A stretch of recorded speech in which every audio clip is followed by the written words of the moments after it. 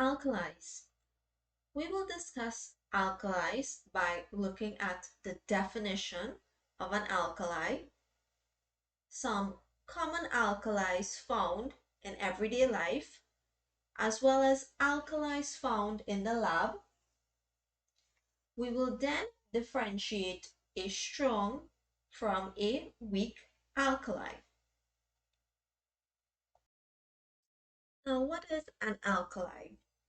Alkalis are substances which are opposite to acids in that whereas an acid contains a particle called a hydrogen ion, an alkali contains hydroxide ions. Next to that word or term hydroxide ions is the formula OH minus, right? So you should just be able to recognize that this is the formula for hydroxide ions in solution. And an alkali, as it states, is also referred to as a metal hydroxide. So once again, an alkali is a substance that forms hydroxide ions in solution. So you have to make sure and take down this definition into your notebook. Next up, let's talk about common laboratory alkalis. So these are the alkalis we would usually use in the chemistry lab. Next to the chemical formula of each alkali is its name. So we have sodium hydroxide, calcium hydroxide, potassium hydroxide. And at the bottom, this compound is called ammonium hydroxide, but we usually just call it ammonia. So you are to take down into your notebook the names of the 4 common lab alkalis.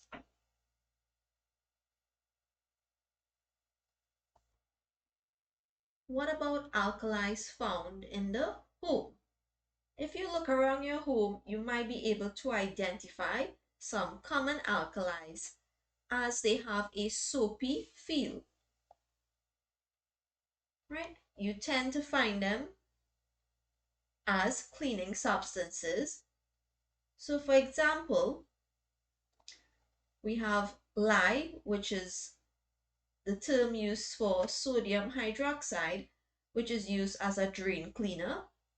Kitchen cleaners such as household ammonia. There's calcium hydroxide, also called slaked lime, which is used to neutralize acidic soils. Soaps, detergents, and toothpaste. These are all alkalis found in the home. And just for you to note, saliva is also slightly alkaline. So what you're going to do is from this list, you're going to take down the examples of the different alkalis found in the home.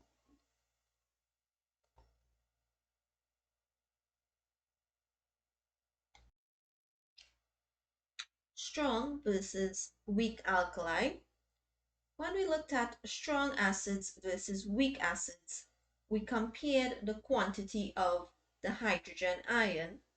The same principle applies here for a strong alkali versus a weak alkali, where we say for an alkali to be strong, it has to have a large amount of these ions called the hydroxide ions, versus weak alkalis, where we say a weak alkali will have or form a low amount of hydroxide ions.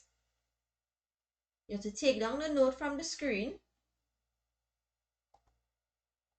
And to help you differentiate strong alkalis and weak alkalis, let's look at some examples. We will look at the list of the alkalis used in the lab and classify those alkalis as strong versus weak. So sodium hydroxide, also called lye, calcium hydroxide, also called lime, these are both strong alkalis, as well as potassium hydroxide. Right, they are strong enough to cause burns on your hand. And a weak alkali, such as ammonia, can be found in household cleaning agents, such as window cleaners. You have to take down this list as well.